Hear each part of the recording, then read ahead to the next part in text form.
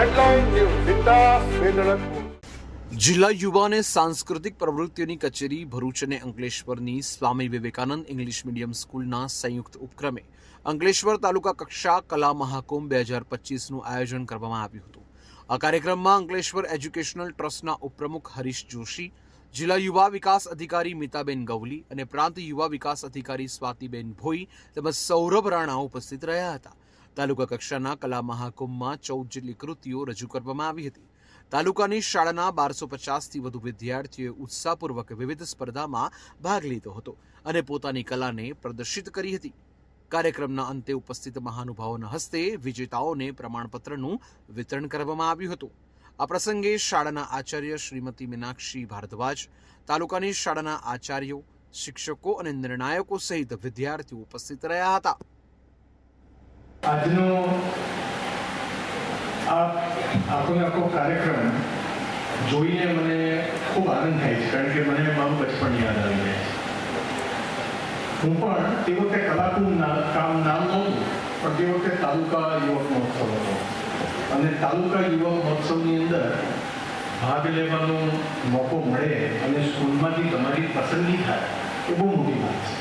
કારણ કે 2 કે 3 વિદ્યાર્થીઓને એક કૃતિ માટે પસંદ કરવાના હોય અને સ્કૂલની અંદર ઘણા બધા વિદ્યાર્થીઓ હોય અને જ્યારે તમારી એમાં પસંદગી થાય, એટલે પહેલા વર્ષે જ્યારે હું મારી પસંદગી નહોતી થઈ તો આઈ વોઝ ડિપ્રેસ. મેં બહુ દુઃખ કર્યું કે આ તો ટીચર મેડમ પાર્શિયાલિટી કરે છે, અમને પસંદગી કરી, મને પસંદ ના કરે. બીજા વર્ષે મારો જન્મ લાગ્યો અને એમાં મેં ભાગ લીધો હતો કવિતા લેખન, કવિતા પઠન. અને એ કવિતા મને યાદ છે કે પાર્થને કહો ચડાવે બાણ, હવે તો યુદ્ધ એ કલ્યાણ. એ કવિતાનું પઠન મેં કર્યું હતું અને એમાં બીજો નંબર આવ્યો. પણ એ તો પઠન કર્યું, પણ પઠન કર્યા પછી મને થયું કે મારે પણ લખવી જોઈએ કવિતા.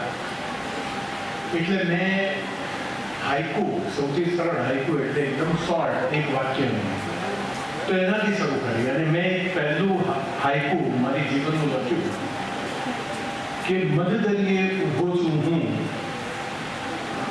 મધદરિયે ઊભો છું હું, તડફડતો પાણી ભરાય.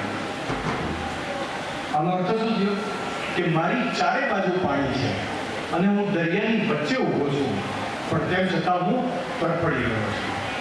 અને આ હાઈકુની તાકાત એટલી બધી હતી કે હું સમજુ એ પહેલા લોકોએ તાળીઓના ગડગડાટથી ટીચર્સોએ કહ્યું કે આ બહુ સરસ છે.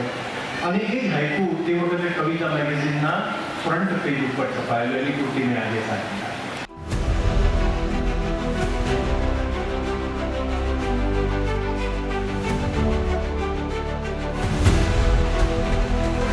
हर समस्या की डेडलाइन हेडलाइन न्यूज जिंदा वेदनपुर